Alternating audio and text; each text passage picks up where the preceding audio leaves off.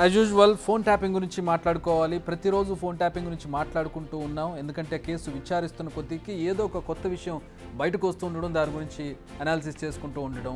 ఈ రోజు అన్నిటికంటే చాలా కీలకమైన విషయం ఒకటి బయటకు వచ్చింది. ఇప్పటి వరకు అంతో ఇంతో డౌట్ ఉండేది, కథ మొత్తం నడిపించింది ఆయనే అని ఆరోపణలు ఉండేవి. కానీ ఇప్పుడు ట్యాపింగ్ కథ నడిపింది ఎవరో తేలిపోయింది. రాధాకిషన్ రావు కుండబద్దలు కొట్టేశారు. బీఆర్ఎస్ సుప్రీమో చెప్పారు, తాము పాటించామన్నారు. మరి బీఆర్ఎస్ సుప్రీమో ఎవరో అందరికీ తెలిసిందే. మరోవైపు ప్రభాకర్ రావు ఫ్లైట్ హైదరాబాద్లో ల్యాండ్ కానుంది. ఆయన దిగాక బయటపడే అంశాలే ఈ కేసుకు పొలిటికల్ ట్విస్ట్ ఇవ్వబోతుంది. ఎందుకంటే ఆయనే ఈ కేసు మొత్తంలో kingpin. Phone tapping case క్లైమాక్స్కు చేరిందా? పాత్రదారులంతా జైలుకు చేరారు. త్వరలో వారి పక్క బెరాక్లో సూత్రధారులు కూడా ఉండబోతున్నారా అంటే బల్లగుద్ది మరీ చెప్పలేం, కానీ సిచ్యువేషన్స్ అయితే అలానే కనిపిస్తున్నాయి. ఎందుకంత కాన్ఫిడెంట్గా చెప్పాల్సి వస్తుందంటే రాధాకిషన్ రావు రిమాండ్ రిపోర్ట్లో సంచలన విషయాలు ఇప్పుడు బయటపడ్డాయి. బీఆర్ఎస్ అధినేత నుంచి వచ్చిన ఆదేశాలతోనే ప్రతిపక్ష నేతలపై నిఘా పెట్టాం. ఎన్నికల సమయంలో పోలీసు వాహనాల్లోనే డబ్బు తరలించాం. 2023-2018 అసెంబ్లీ ఎన్నికల సమయంలోనూ టాస్క్ ఫోర్స్ వాహనాల్లోనే డబ్బు తరలించాం. దుబ్బాక మునుగోడు ఉప ఎన్నికల్లోనూ పోలీసుల ద్వారానే డబ్బు తరలించాం. హుజూర్ నగర్, దుబ్బాక, మునుగోడు ఉప ఎన్నికల టైంలో ఇతర పార్టీల నేతలపై దృష్టి పెట్టాం. ప్రణీత్ రావు, భుజంగరావు, వేణుగోపాలరావు ఎప్పుడూ బీఆర్ఎస్ బలోపేతం గురించే చర్చించుకునేవారు. ఇవి మచ్చుకు కొన్ని మాత్రమే ఆ రిమాండ్ రిపోర్ట్లోంచి వచ్చినాయి. రాధాకిషన్ రావు ఇన్నాళ్లు చేసిన ఘోరాలను పూసగుచ్చినట్టు ఆ రిమాండ్ రిపోర్ట్లో చెప్పేశారు. మరి బీఆర్ఎస్ సుప్రీం ఎవరు? రాష్ట్రంలో చిన్న పిల్లాన్ని అడిగినా చెబుతారు, కల్వకుంట్ల చంద్రశేఖర్ రావు. రాధాకిషన్ రావు చెప్పిన విషయాలన్నీ ఇప్పుడు ప్రభాకర్ రావు కన్ఫర్మ్ చేయడం ఒక్కటే బాకీ ఉంది. ఇప్పుడు ప్రభాకర్ రావు కనుక ల్యాండ్ అయ్యి పోలీసుల అదుపులోకి వచ్చి నోరు తెరిస్తే, ఈ కేసులో అప్రూవర్గా మారితే సిచ్యువేషన్ ఎలా ఉంటుందో ఊహించవచ్చు. ప్రణీత్ రావు, రాధాకిషన్ రావు, భుజంగరావు, తిరుపతన్న వీరంతా ఫోన్ ట్యాపింగ్ వ్యవహారంలో అరెస్ట్ అయిన నిందితులు.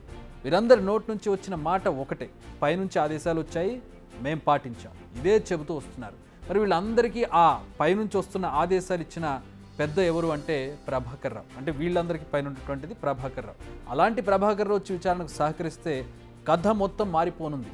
మరి ఆయన కావాలని చేశారా, ఎవరైనా చెబితే చేశారా, ఆయనకు ఆదేశాలు ఇచ్చిన అప్పటి పెద్దలు ఎవరు అన్నది ఆయన వచ్చి చెబితే తేలిపోబోతుంది. అయితే ప్రభాకర్ రావు, మీరు ఇప్పుడు నాయకులు చెప్పినట్టు ఎలా చేస్తున్నారో మేము కూడా అప్పుడు అలాగే అధికారంలో ఉన్నవారు చెప్పినట్టు చేశామని ఓ పోలీసు ఉన్నతాధికారికి మొన్న ఫోన్ చేసి చర్చించారు. అయితే అదే విషయాన్ని అధికారిక పోలీస్ మెయిల్కు కూడా పంపాలనగానే కాల్ కట్ చేసినట్టు ఇప్పటికే ప్రచారం జరిగింది. అటు ప్రభాకర్ రావు అప్రూవర్గా మారనున్నారని తెలుస్తుంది. ఎందుకంటే ప్రభాకర్ రావుపై లుకౌట్ నోటీస్ జారీ చేశారు. అంటే ఆయన ఎక్కడున్నా సరే, ఏ ఎయిర్పోర్ట్లో ఉన్నా సరే, అవసరమైతే ఇంటర్పోల్ సాయం తీసుకునైనా సరే ఆయన అదుపులోకి తీసుకుంటారు. సో ఆయన చేసేది ఏమీ లేదు, దొరికిపోయిన గమనించి ఆయన సరెండర్ అవడానికి వస్తున్నట్టుగా తెలుస్తుంది. ఎట్ ది సేమ్ టైం పరిస్థితి చేజారిపోతుంది. ఇంకా ఆలస్యం అయితే పీకల్లోతు కష్టాల్లో మునిగిపోతామని ప్రభాకర్ రావు క్లోజ్ ఎయిడీస్, ఆయనకి పోలీస్ అన్నప్పుడు పోలీస్ సర్కిల్లో చాలా క్లోజ్ ఎయిడీస్ ఉంటారు, వాళ్ళు కూడా ఫోన్ చేసి చెప్పడంతో అతడు దారికి వచ్చినట్టుగా తెలుస్తోంది. అందుకే ఆయన తాను వచ్చేస్తున్నానని రాయబారం పంపారని కూడా ప్రచారం జరుగుతుంది. అంతేకాదు ఈ కేసులో అప్రూవర్గా మారతానని కూడా సన్నిహితులతో చెప్పినట్టుగా తెలుస్తోంది. ఇదే గనక నిజమైతే ఫోన్ ట్యాపింగ్ కేసులో ఇదో break through, major break through అవుతుంది. ఒక్కసారి కనుక అధికారుల ముందు అతను నోరు విప్పితే కేసు మొత్తం టర్న్ తీసుకుంటుంది. ఎందుకంటే ప్రభాకర్ రావు ఫోన్ ట్యాపింగ్ చేసి సాధించింది ఏం లేదు. వారికి సొంతగా ఎజెండాలు, అభిప్రాయాలు ఉండవు. ఎవరి కోసమో ఎవరు చెబితేనో ఆయన ట్యాప్ చేయాలి. మరి అది ఎవరు అనేది ప్రస్తుతం చూచాయిగా మనకి ఒక రిమాండ్ రిపోర్ట్ ద్వారా బయటకు వస్తుంది. అది గులాబీ బాస్ అని చెబుతూ ఉన్నారు. మరి ఆయన చెబితేనే ఇదంతా జరిగిందా? ప్రభాకర్ రావుకు ఫోన్ నెంబర్స్ ఇచ్చింది బీఆర్ఎస్ సుప్రీమోనేనా?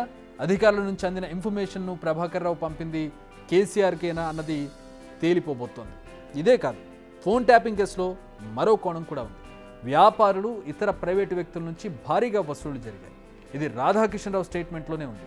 పోలీస్ వెహికల్స్లోనే డబ్బులు ట్రావెల్ చేయడం, ఎలక్షన్ కోడ్ ఉన్నప్పుడు పోలీస్ వెహికల్స్లోనే డబ్బులు తరలించారని చెప్పడం, ఇదంతా ఇప్పుడు పోలీసులకు తెలిసిపోయింది. అయితే చివరికి ఆ డబ్బు ఎవరికి చేరింది, దీనిపై కూడా పోలీసులు కాన్సన్ట్రేట్ చేశారు.